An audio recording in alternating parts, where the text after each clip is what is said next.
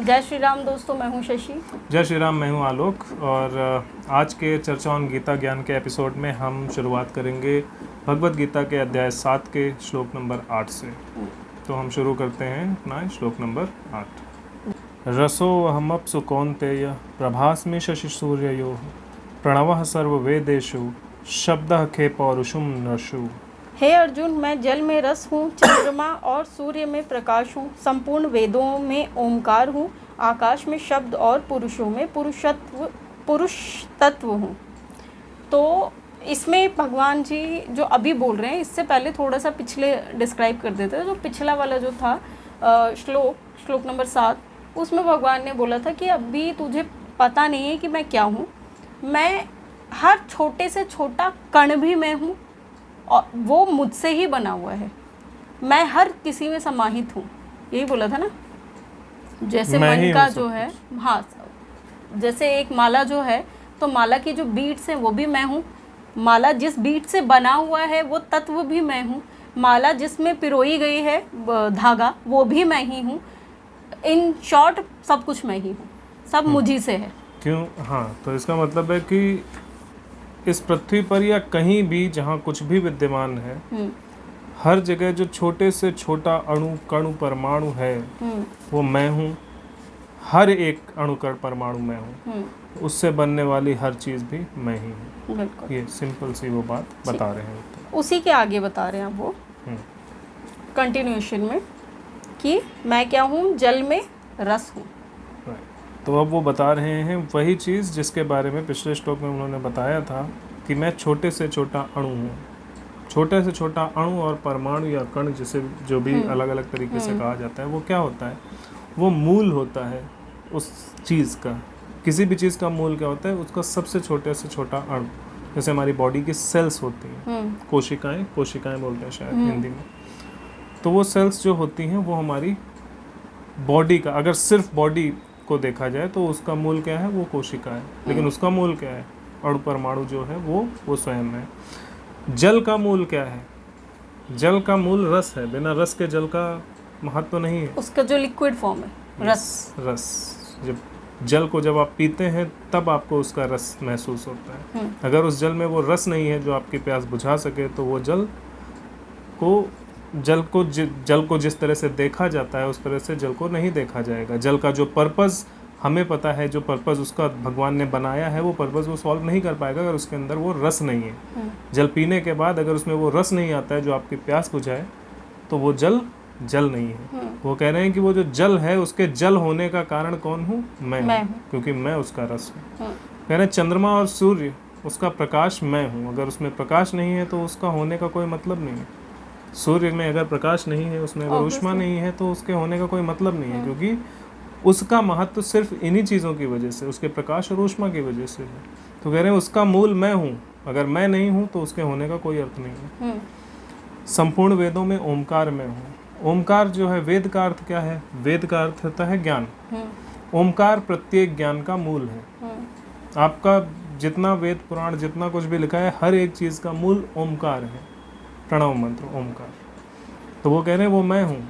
ओमकार भी मैं ही हूँ। बिना इनके कोई शब्द बन ही नहीं सकता। कोई शब्द नहीं बन सकता और कोई ज्ञान भी नहीं आ सकता। हाँ, बिल्कुल। ज्ञान प्राप्त का जो मूल है, जो वेद, जो ज्ञान जो उत्पन्न हुए हैं, वो ओमकार से ही उत्पन्न हुए हैं। तो वो कह रहे हैं कि वो मैं हूँ। फिर आगे कहते हैं आकाश में शब्द मैं हूँ। आकाश में शब्द, तो आकाश का मतलब क्या होता है? स्पेस, खाली स्थान। खाली स्थान में। और शब्द का अर्थ क्या होता है? कोई वस्तु उसमें भरी होना जो दिखा सके, दिख सके। तो आकाश को आकाश आप तभी कह सकते हैं जब वहाँ पर कुछ और है, तभी आपको पता चलेगा ये आकाश है। अगर वहाँ कुछ है नहीं, अगर कुछ भी नहीं है, निर्वात है, सब जगह सिर्फ खाली है और कोई ऐसी चीज़ है ही नहीं जो दिख सके, तो आपको कैसे पता चलेगा कि ये आकाश है? राइट? जब तक आकाश के बीच में कोई दिखने वाली चीज़ नहीं आएगी, जो शब्द, जिसको यहाँ पर शब्द कहा जा रहा है, वो जब तक नहीं होगा तब तक आकाश का महत्व नहीं है। जैसे अगर धरती ना हो, अगर तो पृथ्वी नहीं तो आकाश का कोई मतलब नहीं। कौन कहेगा कि ये आकाश है? क्योंकि पृथ्वी नहीं है तो आकाश कहाँ से? तो फिर कौन बोलेगा इसको आकाश है? तो उसका महत्व नहीं है। अगर आकाश का महत्व तभी है, किसी भी स्पेस का महत्व तभी है। अगर आगे से एक डब्बा है सपोज, उस डब्बे का महत्व तभी है जब उसमें कोई चीज़ भरी जा सके। उसी तरह से आकाश का महत्व तभी है जब उसमें शब्द अर्थात कोई भौतिक वस्तु, कोई दिखने वाली चीज़ या जो भी प्राणी है, पदार्थ है, वो उसमें हो, तो ही आकाश का महत्व है। और आगे कहते हैं पुरुषों में पुरुषोत्तम। पुरुष के बारे में हमने पिछले श्लोक में किसी आई डोंट रिमेम्बर कौन सा चैप्टर था और कौन सा श्लोक था, उसमें हमने बात की थी। पुरुष डज नॉट मीन कि मैं ये आदमी, पुरुष का मतलब है जीवात्मा। वो जो जीवात्मा है अगर उसके अंदर पुरुषत्व नहीं है, पुरुषत्व अर्थात धर्म की प्रवृत्ति, पुरुषार्थ करने की प्रवृत्ति, सर्व जन कल्याण की भावना, सभी जीवों के कल्याण की भावना, अगर परमार्थ ये सब करने की अगर उसके अंदर प्रवृत्ति नहीं है, जिसे पुरुषत्व कहा जाता है, तो वो पुरुष नहीं है। राइट? तो वो उनका कहने का मतलब ये कि वो जो पुरुषत्व है वो भी मैं ही हूँ। अगर मैं नहीं हूँ तो ये पुरुष भी किसी लायक नहीं, इसका होने का कोई मतलब नहीं है। बहुत सारे जीव हैं, मनुष्य, मतलब मैं मनुष्यों जीव की बात नहीं कर रहा, इंसानों की बात कर रहा हूँ, जिनमें पुरुषत्व नहीं है। वो कीड़े मकोड़ों की ज़िंदगी जी रहे हैं, उनमें पुरुषत्व क्यों नहीं है? ऐसा नहीं कि पुरुषत्व है नहीं, उनको उन्होंने दबा दिया और वो शरीर के आवेग में आकर उसी तरह से जानवरों की भांति जीवन जी रहे हैं। तो वो कहते हैं कि अगर पुरुषत्व, अगर जो भी पुरुष है उसके अंदर अगर जो पुरुषत्व है वो मैं हूँ, तो अगर किसी व्यक्ति के अंदर पुरुषत्व नहीं है, किसी जीव के अंदर पुरुषत्व नहीं है, तो उसके होने का कोई मतलब नहीं है, वो कीड़े मकोड़ों की तरह है। राइट? तो ये एक सत्य है कि पुरुषत्व के बिना पुरुष जो है वो कीड़े मकोड़ों के जैसा है, उसका कोई अर्थ नहीं है। और वो जो पुरुषत्व है जिसके बिना उस मनुष्य का कोई अर्थ नहीं, वो पुरुषत्व मैं हूँ। बिल्कुल ठीक है। तो ये हो गया है श्लोक नंबर 7। श्लोक नंबर 8 ये श्लोक नंबर 8 हो गया। श्लोक नंबर 9 करेंगे। पुण्यो गंध पृथिव्यां च तेजश्चास्मि विभावसो जीवनम सर्वभूतेषु तपश्चास्मि तपस्विषु। मैं पृथ्वी में पवित्र गंध और अग्नि में तेज हूँ तथा संपूर्ण भूतों में उनका जीवन हूँ और तपस्वियों में तप हूँ। उसी के कंटिन्यूशन में ये बात हो रही है कि मैं पृथ्वी में पवित्र गंध हूँ। पृथ्वी में पवित्र गंध का अर्थ है, पृथ्वी का मतलब है कि जो भी पदार्थ है, पदार्थों की पहचान कैसे होती? उनकी स्मेल से। तो वो कह रहे हैं कि आप पदार्थ को नहीं पहचान सकते कि ये क्या है, अगर आप उसमें अगर स्मेल ना हो तो आप नहीं पहचान सकते। बिल्कुल। सबसे पहली पहचान उसकी स्मेल होती है, उससे पहचाना जाता है। वरना मिट्टी में तो सब कुछ एक जैसा दिख रहा होता है, जब आप उसको स्मेल करते हैं तब उसको पहचानते हैं, तो वो उसकी पहचान है। अगर वो स्मेल उसके अंदर नहीं है तो उसकी पहचान नहीं है, उसके होने का, उसका अस्तित्व जो है वो आपको पता नहीं चलेगा। तो वो जो उसकी पहचान है वो मैं हूँ। जैसे खाना फ्रेश है या ख़राब है, वो स्मेल से सबसे पहले पता चलता है, ना कि उसको देखकर। देखना तो सेकंड फॉर्म है। एग्जैक्टली। तो जैसे कड़ी है या कुछ और है। हाँ, कड़ी। तो जब उसकी स्मेल आएगी तभी आपको पता चलेगा, वरना आपको दोनों एक जैसे लगेंगे। राइट? तो वो जो स्मेल है, वो जो गंध है जिससे उसकी पहचान है, वो मैं। और अग्नि में मैं तेज हूँ। अग्नि में अगर आँच नहीं है, तेज नहीं है, तो उस अग्नि के होने का भी कोई मतलब नहीं है। कितना भी हो, जो चूल्हा जला तो दिया लेकिन उसमें फ्लेम निकल ही नहीं रही है, तो क्या फायदा है उसका? हाँ, तो उस सिलेंडर का कोई फायदा नहीं है जिसमें फ्लेम ही ना हो। तो अग्नि में तेज जो है वो बहुत जरूरी है। हाँ, अग्नि है ही इसीलिए क्योंकि वो तेज है। बिना तेज के अग्नि का कोई महत्व नहीं है। तो वो जो उसको महत्वपूर्ण बना रहा है उस अग्नि को, वो मैं हूँ। एग्जैक्टली। अगर मैं नहीं तो इसका कोई महत्व नहीं है। अग्नि वग्नि सब बेकार है। बिल्कुल। फिर कहते हैं संपूर्ण भूतों में उनका जीवन मैं हूँ। ये भूत, मैं हूँ भूत, ये जो बॉडी है, अगर इसमें जीवन नहीं है तो इस शरीर का कोई मतलब नहीं। आप उठा के फेंक दोगे, आपको बदबू आएगी इसमें से। इसके अलावा वो डेड बॉडी है ना, फिर वही बता रहा, तो वो आपके लिए बेकार है। तो वो कह रहे हैं कि वो जो इसके आपसे बात जो कर रहा है, ये भूत जो बॉडी है आपसे जो बात कर रही है, इसके बात करने के पीछे का रीजन मैं हूँ। अगर मैं नहीं तो ये बात नहीं कर सकती है। And it is of no use for you. Exactly. Right? आगे कहते हैं तपस्वियों में तप हूँ। ऐसा तपस्वी किस काम का जिसमें तप ही ना हो? वो तपस्वी ही इसीलिए जब वो तप करे। राइट? तो उस तपस्वी के तपस्वी होने की पहचान क्या है? उसका तप। वो तप मैं हूँ, ये वो बता रहे हैं। तो बेसिकली उसकी जो पावर है ना तप करने की, वो मैं हूँ। बिना तप के, बिना पावर के वो तप भी तो नहीं कर सकता। वो वही तप है। हाँ। किसी भी वस्तु का, किसी व्यक्ति का, कुछ भी इस पृथ्वी पर जो कुछ भी है, उसके होने का जो मूल है, जिसके बिना वो नहीं हो सकती, वो मैं हूँ। हाँ। ये वो बता रहे हैं। एग्जैक्टली। ठीक है, तो ये हो गया है श्लोक नंबर 10, नहीं 9 हो गया। 9? यस। श्लोक नंबर 9 हो गया, श्लोक नंबर 10 करते हैं। बीजम माम सर्वभूतानां विद्धि पार्थ सनातनम बुद्धिर्बुद्धिर्मतामस्मि तेजस्तेजस्विनामहम्। हे अर्जुन, तू संपूर्ण भूतों का सनातन बीज मुझको ही जान। मैं बुद्धिमानों की बुद्धि और तेजस्वियों का तेज हूँ। सेम कंटिन्यूएशन है कि भूतों का सनातन बीज, जो स्टार्टिंग जो बीज आया है वो मैं ही हूँ, मैंने ही। तो जब आपने पिछले श्लोक में उन्होंने बताया कि संपूर्ण भूतों का जीवन मैं हूँ, तो मतलब जो बॉडी है, इसके फंक्शनिंग में जो चीज़, इसके संचालन में, ये बॉडी जो काम कर रही, हिल रही, डुल रही, बात कर रही है, इसके बात करने का जो कारण है वो कारण है मैं हूँ। तो अगर मैं नहीं हूँ तो इस बॉडी का कोई महत्व नहीं है।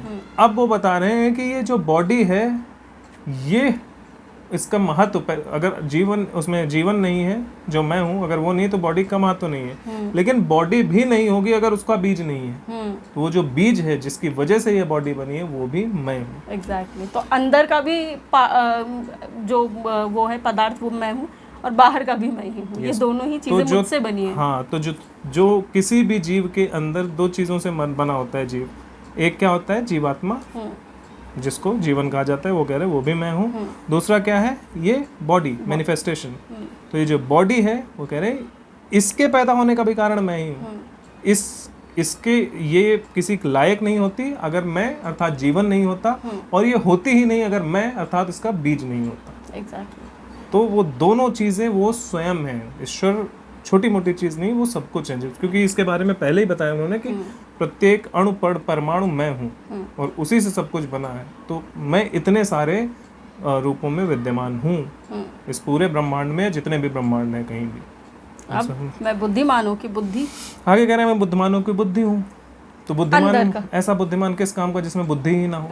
बुद्धिमान है ही इसीलिए जब उसके पास बुद्धि है। राइट। तो बुद्धिमान के बुद्धिमान होने का कारण क्या है? उसकी बुद्धि।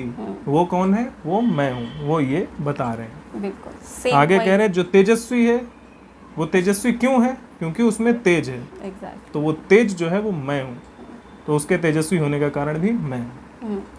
बेसिकली ये उनकी जो तुम उस वही कि तुम्हारे अंदर मेन फंक्शन क्या है जिससे तुम्हें आइडेंटिफाई करते हैं। ईश्वर की सबसे सटीक परिभाषा है ये, जो भगवत गीता अध्याय 7 के श्लोकों में बताई गई है। ये ईश्वर की सबसे सटीक परिभाषा है। इससे परफेक्ट, इससे क्लियर, इससे एब्सोल्यूट एक्यूरेट परिभाषा कोई भी नहीं हो सकती, ना कोई दे सकता है। कोई ये जरूर बोल सकता है कि ईश्वर नहीं होता, लेकिन ईश्वर होता है, और वो क्या होता है ये कोई नहीं बता सकता। इससे आसानी से, और ये लॉजिकल है, यही सत्य है। क्योंकि इसमें जब आप अपनी बुद्धि और अपना लॉजिक लगाएंगे तो आपको समझ आएगा कि हाँ, ये सच बोल रहे हैं। बिल्कुल। अब आगे श्लोक नंबर 11 करते हैं। 11 है बलम बलवताम चाहम काम राग विवर्जितम धर्मा विरुद्धो भूतेषु कामो अस्मि भरतर शुभो। हे भरत श्रेष्ठ, मैं बलवानों का आसक्ति और कामनाओं से रहित बल अर्थात सामर्थ्य हूँ, और सब भूतों में धर्म के अनुकूल अर्थात शास्त्र के अनुकूल काम हूँ। तो बलवानों का आसक्ति और कामनाओं से रहित, बलवानों का आसक्ति और कामनाओं से रहित बल अर्थात सामर्थ्य हूँ। अगर बल ही नहीं है तो बलवान कैसा? सेम वही चीज़ है। तो बलवान का बल के साथ साथ उन्होंने ये चीज़ इसलिए जोड़ दी कि आसक्ति और कामना से रहित, कि आदमी, ये जो आदमी अपनी कामनाओं और अपनी इच्छाओं की पूर्ति के लिए अपने बल का उपयोग कर रहा है, सिर्फ उसके लिए लोगों पर अत्याचार करके कर रहा है, वो बल मैं नहीं हूँ। क्योंकि वो बल जो है वो पोल्यूट हो चुका है, वो अधार्मिक है। अधार्मिक है, तो वो मैं नहीं हूँ, मैं प्योर हूँ। तो जो वो बल है जिसमें आसक्ति और कामना नहीं है, वो जो बल है वो मैं हूँ। किसी भी, और वही व्यक्ति बलवान है जिसके अंदर आसक्ति और कामना से रहित बल है। सृष्टि कल्याण के लिए जो जिसका बल उपयोग में आता है, उसका जो बल है, ऐसा व्यक्ति जो है बलवान व्यक्ति, वही बलवान कहा जाएगा। जो अपनी इच्छाओं और कामनाओं की पूर्ति के लिए अपने बल का प्रयोग कर रहा है, वो उसमें बल नहीं है, वो सिर्फ प्रटेंड कर रहा है कि वो बलवान वो है और लोग अपने आप उसको को- मान रहे हैं कि वो बलवान है, वो बलवान नहीं है। वो अपने आप को छल रहा है actually। राइट, और अपने आप को भी छल रहा है ये और बाकियों मान को कर भी कि छल मैं रहा है। बलवान हूँ, बट वो मूर्ख है बस। तो अभी एक बात ये होगी कि बलवान है कौन। एक्चुअल में बलवान वो है जिसके अंदर आसक्ति और अपनी कामनाएं नहीं है, जिसका बल, जिसकी शक्ति, जिसकी ताकत जो है वो जन कल्याण के लिए उपयोग में आती है, ऐसा व्यक्ति ही बलवान है। तो वो जो बलवान है, उसके बलवान होने का कारण क्या है? उसका बल। तो वो जो बल है वो मैं हूँ, ये बता रहे हैं आगे।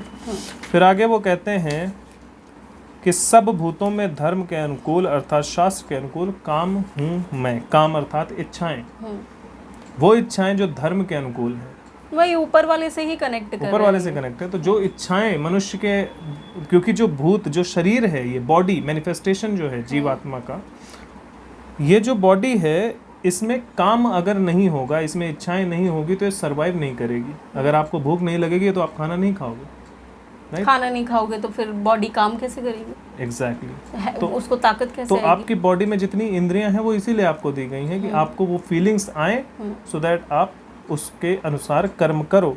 तो वो जो आपके जो कर्म हैं वो अगर धर्म के अनुसार है। अब धर्म क्या है? धर्म सभी जीवों के कल्याण की भावना और प्रवृत्ति को धर्म कहते हैं। तो जब आपको भूख लगी, उस भूख लगने के लिए आपको खाना खाना है सर्वाइवल के लिए, तो आपने खाने का अरेंजमेंट किया और उसको खा लिया। तो ये क्या हुआ? ये धर्म अनुसार आचरण हुआ। लेकिन आप ढूंढ रहे हैं कि कहीं मुर्गा मिलेगा, उसको मार के तब मैं खाऊंगा, तब मेरा पेट भरेगा, तो ये अधर्म के अनुसार आचरण हुआ। तो धर्म का आचरण क्या है कि कम से कम प्रकृति को नुकसान पहुंचाए बिना हम अपना भोग की सामग्री को उपलब्ध करा ले अपने लिए और अपने आप को सरवाइव करने में हेल्प कर सके, अपनी बॉडी को। उस तरह का जो भोग हम करते हैं वो क्या है? वो धर्म अनुसार भोग है।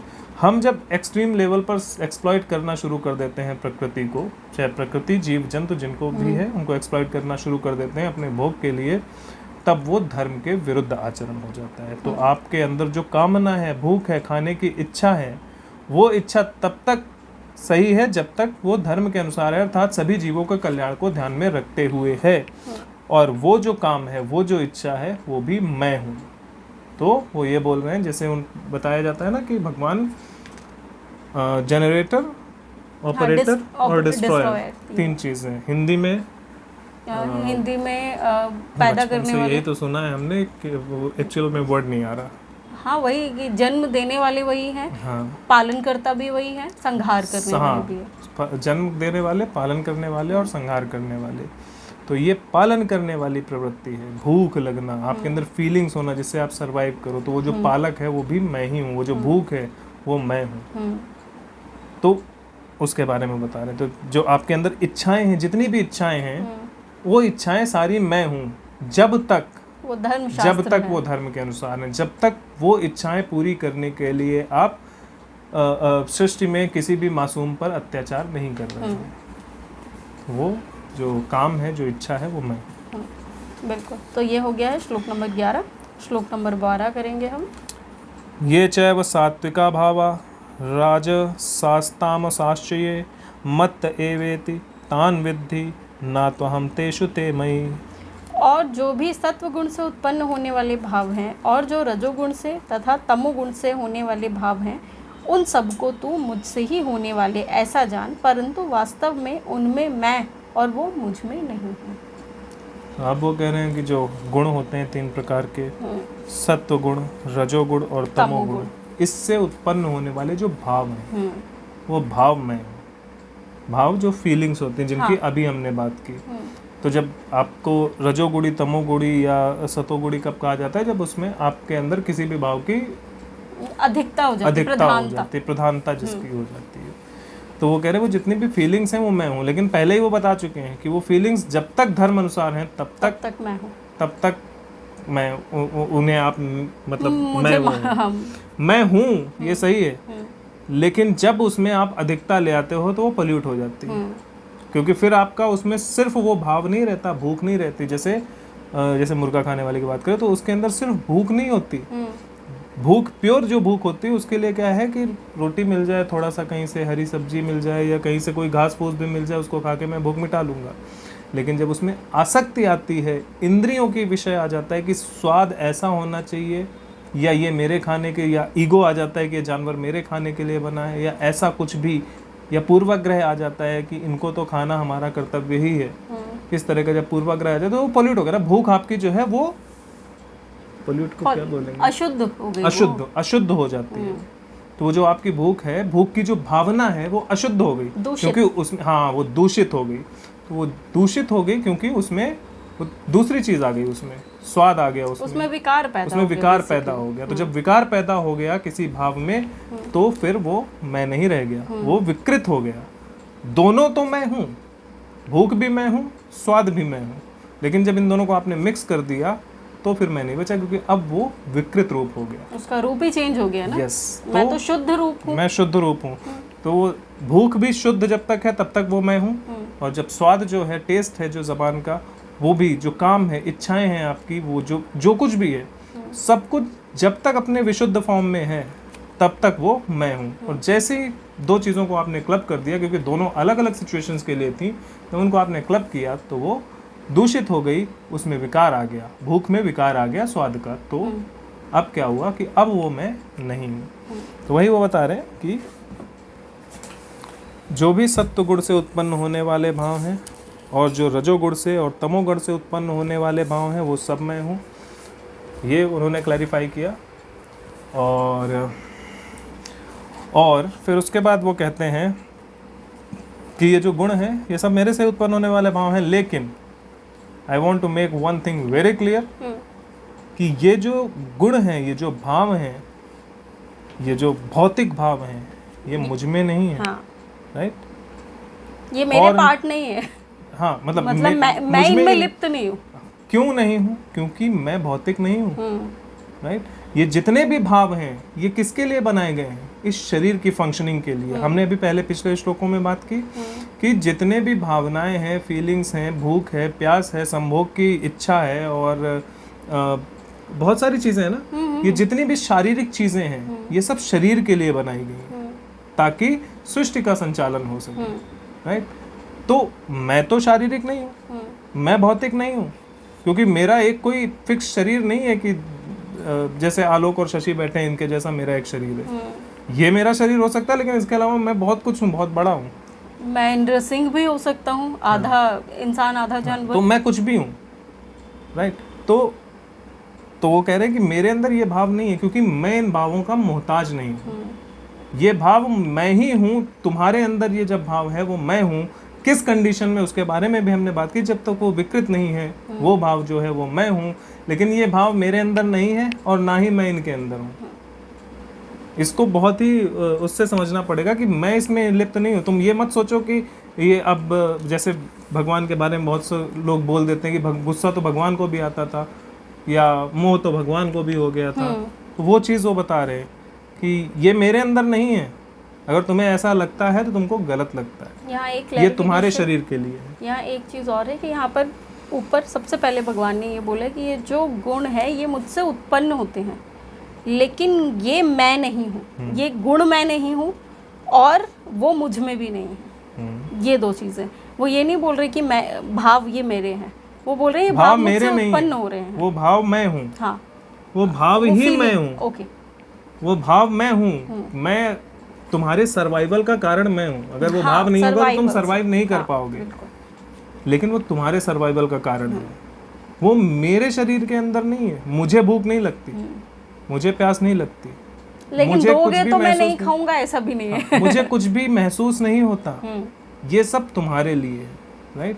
वो ये क्लैरिफाई करना चाहते हैं कि आपको अगर कोई जो मतलब कहे सुने ज्ञानी लोग अगर आपको बता रहे ना, तो भगवान को ये बड़ा अच्छा लगता है, ये बहुत प्रिय लगता है, भगवान इस बात से गुस्सा हो जाएंगे, नहीं। वो क्लियरली बोल रहे हैं ये सब चीज़ें मुझ में नहीं है और मुझे इनसे कोई फर्क नहीं पड़ता।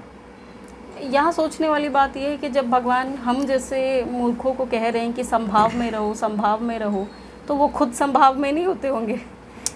वो बहुत दूर चले गए। वो तो बिल्कुल ही मतलब निर्गुण है वो तो। हाँ, वो तो हम बहुत दूर चले गए कि वो मैं संभाव में नहीं रहेंगे। बता रही हूँ वो संभाव में हो ही नहीं सकते, जब क्योंकि हमें मतलब सॉरी वो संभाव में ही रहेंगे एग्जैक्टली वही लेकिन उनको संभाव में रहने की जरूरत नहीं है, वो उनकी खुद वो उनकी ही वो है, बिकॉज वो ओरिजिनल है। हाँ वही है ना, हम लोग को मैनिफेस्टेशन के लिए बॉडी की जरूरत पड़ती है लेकिन उन्हें नहीं पड़ती।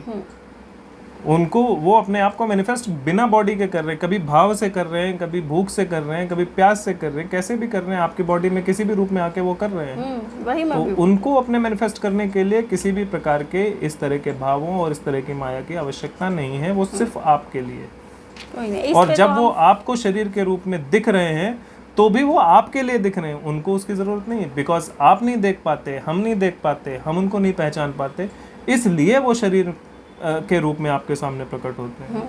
उनको उसकी जरूरत नहीं है, ना ही उनको उससे कोई लेना देना है। बिल्कुल। तो ये है श्लोक नंबर 12। वैसे हम ना इसके बारे में और बात करेंगे, डिटेल में एक वीडियो बनाएंगे।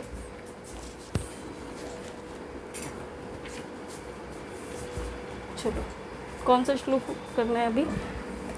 श्लोक नंबर 13 करना है। श्लोक नंबर 12 हो गया पूरा, 13 करते हैं। त्रिभिर्गुणमयैर्भा वैरेभिः सर्वमिदं जगत् मोहितं नाभिजानाति मामेभ्यः परमव्ययम्। गुणों के कार्य रूप सात्विक, राजस और तामस, इन तीनों प्रकार के भावों से ये सारा संसार प्राणी समुदाय मोहित हो रहा है, इसीलिए इन तीनों गुणों से परे मुझ अविनाशी को नहीं जानता। तो ये लोगों के लिए बताया जा रहा है। अभी पिछले श्लोक में उन्होंने बताया है कि ये जो तामस, रज, सत और तामस से उत्पन्न होने वाले जो भाव हैं वो भाव मैं हूँ, लेकिन ये मुझ में नहीं है, अर्थात मैं इनसे मुक्त हूँ।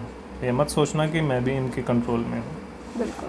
तो वो यही इस श्लोक में उसी को आगे बता रहे हैं कि गुणों के कार्य रूप सात्विक, राजस, तामस, इन तीनों प्रकार के भावों से यह सारा संसार प्राणी समुदाय, जितने भी जीव हैं, मनुष्य हैं, ये सब मोहित हो रहे हैं, इसी के इर्द गिर्द घूम रहे हैं। कोई रजोगुण में घूम रहा है, कोई तमोगुण में घूम रहा है, कोई सतोगुण में घूम रहा है, सारे इसी के इर्द गिर्द घूम रहे हैं। लेकिन और क्योंकि वो इसके इर्द गिर्द घूम रहे हैं, इसलिए वो मुझे नहीं पहचान पा रहे हैं, क्योंकि मैं इनसे परे हूँ। ये जो गुण हैं, इनसे उत्पन्न होने वाले जो भाव हैं, वो मैं हूँ, लेकिन जो वो शरीर की आवश्यकता के लिए हूँ मैं। लेकिन एक्चुअल में अगर आपको मुक्ति प्राप्त करनी है, एक्चुअल आपको सत्य के रास्ते पे चलना है, तो आपको मेरे ओरिजिनल फॉर्म को जानना होगा। जो मेरा ओरिजिनल फॉर्म है वो निर्गुण है, वो इनसे परे है। और क्योंकि आप रज, सत और तम के तमोगुण, इन तीनों गुणों के माया जाल में घूम रहे हो, आप उसी को सत्य समझ के बैठे हुए हो, उसी में अपना जीवन बिता रहे हो, इसलिए आप मुझ तक नहीं पहुंच पा रहे हो। क्यों नहीं पहुंच पा रहे हो? क्योंकि मैं तो इनसे परे हूँ ना, तो जब तक इनसे बाहर नहीं निकलोगे तब तक तुम मुझ तक नहीं पहुँचोगे, ये वो बता रहे हैं। ठीक, तो ये हो गया श्लोक नंबर 13। श्लोक नंबर 14 भी कर लेते हैं। दैवी हेषा गुणमयी मम माया दुरत्या मामेव ये प्रपद्यन्ते मायामेतां तरन्ति ते। क्योंकि यह अलौकिक अर्थात अति अद्भुत त्रिगुणमयी मेरी माया बड़ी दुस्तर है, परंतु जो पुरुष केवल मुझको ही निरंतर भजते हैं वे इस माया का उल्लंघन कर जाते हैं, अर्थात संसार से तर जाते हैं। इसी के कंटिन्यूशन में वो बता रहे हैं कि मेरी जो ये माया है, क्योंकि वो अलौकिक है, लौकिक नहीं है, आप ये भौतिक नहीं है जैसे यहाँ पर सब चलता है, वैसा नहीं है, ये अलौकिक है और अद्भुत है। अलौकिक का अर्थ ये है कि ये माया यहाँ के लिए है, लेकिन यहाँ बनी नहीं है। हाँ, मतलब मैंने बनाई है ना। हाँ, ये मैंने बनाई है, और क्योंकि ये यहाँ बनी नहीं है, आपको समझ आएगी नहीं। इसीलिए देखो इतनी साइंस हो गई, इतनी chemical science, physical science, biological science, zoological science, इतनी सारी साइंस बन गई, लेकिन इस चीज़ को कोई नहीं पहचान पाया। क्यों? क्योंकि ये बनी नहीं है यहाँ पर, और इसको पहचानना आपके बस की बात ही नहीं है, राइट। तो ये बोल रहे हैं कि ये जो माया है, जो गुण रूप माया है, सतगुण, तमोगुण, रजोगुण रूप माया जो है, ये बहुत ही अद्भुत है। ये आपके समझ में आने वाली नहीं है, ये बहुत दुस्तर है। इसको समझ पाना और इसको पार पाना बहुत डिफ़िकल्ट काम है। इससे पार आप नहीं पा सकते। कब तक? जब तक आप स्वयं को बुद्धिमान समझते रहेंगे, जब तक आप स्वयं को ही सब कुछ समझते रहेंगे, स्वयं अर्थात इस शरीर को। तो जब तक आप ये समझते रहेंगे तब तक आप मुझ तक नहीं पहुंच पाएंगे। परंतु जो पुरुष निरंतर केवल मुझको ही भजता रहता है, मेरा ही ध्यान करता रहता है, उनका ध्यान क्या है? सबसे स्टार्टिंग में ही इसमें बता दिया था उन्होंने, धर्म। बिल्कुल। शास्त्र सम्मत जो आपके कर्म हैं, आपकी इच्छाएं हैं, जो कुछ भी धर्म संगत है, समस्त जीवों को कल्याण को ध्यान में रखते हुए जो आपके जितने भी कर्म हैं, और गुणों में जो निर्गुण है, हाँ, तो वो जो कर्म है, उन कर्मों में जो मनुष्य लगा रहता है, उन कर्मों में लगा रहने का मतलब कैसे, जब ये चीज़ आपके दिमाग में रहेगी, आप उसका हमेशा याद रखोगे कि सभी जीवों के कल्याण को मुझे ध्यान में रखना है, जो धर्म है, तभी उसी को भजना बोलते हैं। तो कह रहे जो इसमें लगा हुआ है वो मनुष्य जो है इस माया का उल्लंघन कर जाता है, अर्थात इस माया से पार पा लेता है। वो सत्व रजोगुण तमोगुण से पार पा लेता है, वो निर्गुण हो जाता है, और निर्गुण तो मैं खुद हूँ, तो वो मुझ में ही समाहित हो जाता है, अर्थात इस संसार से तर जाता है और मेरे ही मुझ में ही हो जाता है, मुझ में ही समाहित हो जाता है, फिर मतलब वो और मैं एक हो जाता है। एग्जैक्टली, उसका कोई दूसरा जन्म नहीं होता उसके बाद, क्योंकि मुक्त हो गया है ना, वो राइट। मोक्ष पा गया है, तो मोक्ष के बाद तो दूसरा कुछ बचता ही नहीं है। और यहाँ पर वही निरंतर भजने का मतलब वही है कि हर कर्म में वो मुझे याद रखता है, मुझे याद रखे कि धर्म मैं को। अगर भगवान होते तो क्या करते यस, इस केस में, तो सेम वैसे ही मुझको काम करना है। तो भगवान को भजने का मतलब भजन करना नहीं है, हमने इस पे पहले भी वीडियो बनाई है।